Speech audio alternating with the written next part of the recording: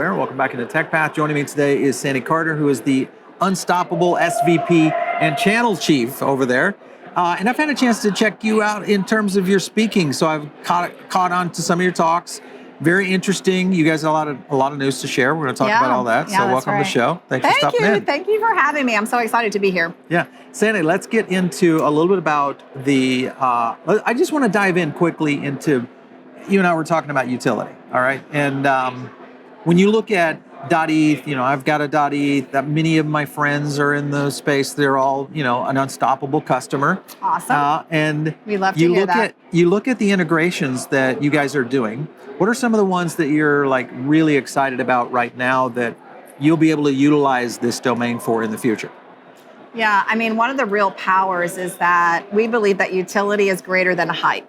So use cases are really, really strong. Mm-hmm. So today, for example, we've integrated with Skiff. Yep. So you can do email with your domain, encrypted email with your domain. So you could use, like my domain is sandy.nft. I can use that to do sandy.nft@ud.me and have the capability to send a private email, which I think is really powerful. Using the integration that we do with Brave browser, you can also put up a decentralized website, which is pretty cool because not only are you doing a website, but it's decentralized, so no one can take it down. How will that apply with, in general, if you look at Google search and how it's utilized across the traditional web, and you look at Web3 and kind of the evolution that's happening there, Brave, of course, very aggressive browser in terms of development. Yep. Do you think that we'll see kind of this alternative between Web2, the dark web, Web3 kind of start to materialize? I think right now we're kind of in that Web 2.5 stage, and I see people using Web3 websites as well as Web 2 websites. So even if you look at our group, which is Unstoppable Women of Web3 or Unstoppable Wow3, we have an unstoppablewow3.com because it gets searched and tagged by Google. And then we have an unstoppablewow3.x. And that one you can use on Brave, and it has all the decentralized characteristics. I believe over time, those two will merge. And I think we're going to be able to see that search capability on the decentralized website. More browsers moving into that space. You've got Opera jumping in, obviously, with Brave and their founders that really understand this space. Opera, we've got them coming on the show, I think, next week or two. And they've got a lot of new features within the crypto community.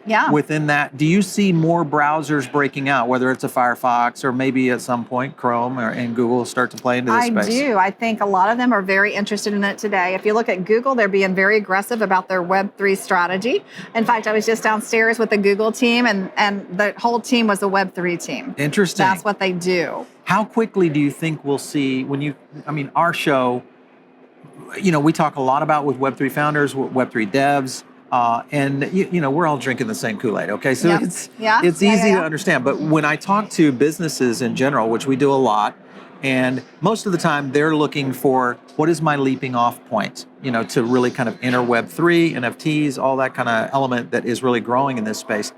Where do you think major businesses, and we'll call them the Fortune 1000, start to break over? There's many of them have kind of already played into this space, Coke, Pepsi, et cetera. But where do you think we're going to see the real breakover? Do you think that's 23, 24, timeline-wise? I think it's going to be 23, but we're already starting to see it today. So if you look at what Unstoppable Domains does, is we allow you to get your digital identity, and that digital identity travels with you. Part of that is you create a profile page. And that profile page, I call it LinkedIn for Web3. That's where you can really show off not only how many wallets you have connected or your decentralized websites, but Web3 badges, Web3 tickets, Web3 education. So all of that is kind of like your new LinkedIn page. And we're seeing a lot of brands recognize that and want help and assistance to create that Web3 brand for themselves. Kind of the link tree of, for Web3. And so a lot of them will start with a domain, which becomes their digital identity. And then the next step is they want to set up that profile so that they have that brand image on Web3. We're seeing a lot of that today. So I think that will continue in 2023 as well. Traditional DNS and the connectivity of what we know as, domain architecture as it is today on Web2. And you look at the translation of how that starts to move into Web3. This is something we get a chance to talk about on the show a lot, is there's this happy medium right between the two that is either going to be the next decade, or do you think it's going to be a fast leap forward into Web3, where we do see a lot more of the browser base, a lot more of the .x domains, and many other applications really being utilized in a much more utility basis, much like what e-commerce and all that is being done in Web2. What are your thoughts? Yeah, I mean, I see there is a big difference between a domain in Web2 and a domain in Web3. So if I think about a domain in Web2, essentially that domain is used for a website. Yeah. But a domain in Web3, it's used as your identity. Yep. So you can log in with it. Like Complete today, portability, we too. have 400, that's right, 400 applications that you can log into with it. The data, like today in Web2, for if you have a digital identity, and that domain is your digital identity, Right. in Web2, you log into Google or you log into Twitter. And as you log in, that's your digital identity, but it's tied to the app. Because it's tied to the app, that data is the app's data. And that's why we see Facebook and Google selling it for so much money. So I see that there's a pretty big difference between a domain in Web2 and a domain in Web3. Domain in Web2 is kind of your website, right? You might want to sell it, but it's your digital identity in Web3. Has all your data in it, has your whole profile in it. How do you see that plugging in the I think that's future? really interesting. With these, because you've got a lot of Web3 apps that are eventually going to say, listen, we're going to let you in. We need to maybe do a little barter here, which is we want a little bit of your data, where Facebook, Twitter, etc., all the social platforms pretty much don't ask for anything. They grab you on the EULA and you're pretty much owned in their platform. All that potentially changing now in Web3, where everybody kind of owns their own data. The potential of that, of where that handoff starts to take place with brands. You're in control of it. Yeah, it's a great question. So here's what we see, and we're already starting to see some companies come to us to explore it. So if you think about Web2, how do you do marketing? How do you get that data? Right. Well, you buy it today from Google or you buy it from Facebook, and then you assume a fraud rate, like a 30 to 40% fraudulent rate. And then at the end of that comes a discount coupon for a consumer. In the Web3 world, though, it's going to work differently. Instead of the brand buying the data from Facebook or Google, they're actually going to try to get that data from you because you own that data, right? It sits on chain. Yep. And so I may say, Paul, if I gave you a $1,500 coupon, would you tell me if you got a mortgage? Yeah. And if so, then I'm going to give you $1,500 to use to get new furniture. Now, that would be more powerful than a 10% off coupon because they paid all the money to Facebook and Google. Right. Well, you're right. I mean, it transitions the shift of where those dollars are spent for acquisition of data. And it disrupts. Would be interesting. It disrupts the entire. I mean, think about marketing. That whole field will be the disrupted. whole ad tech space. Sales, ad tech. Yeah. I mean, it's such an exciting area because the disruption, I think, is going to be big. It'll be slow over time, but I think it will be big. And some of the brands are already getting that and already experimenting with it today. All right. So let's talk about the normal person that's jumping into an unstoppable domain or a Web3 domain. Typically, it's my name .eth or whatever. Okay.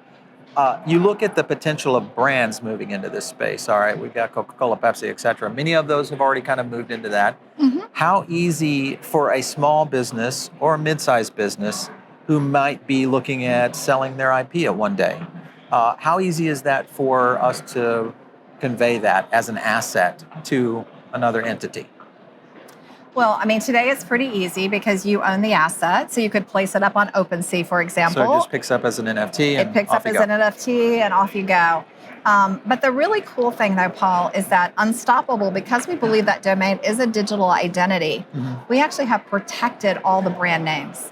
So, remember in the .com? So nobody can go squat on it? There you go. Nobody can go squat on it. So McDonald's.x or, Amazon.nft, those are all protected names. So no one's going to go in there, buy them, and then sell them for millions when everything takes off. We protect it for big companies and small companies. So if you are a company... If you wanted to protect yours, how would you do that?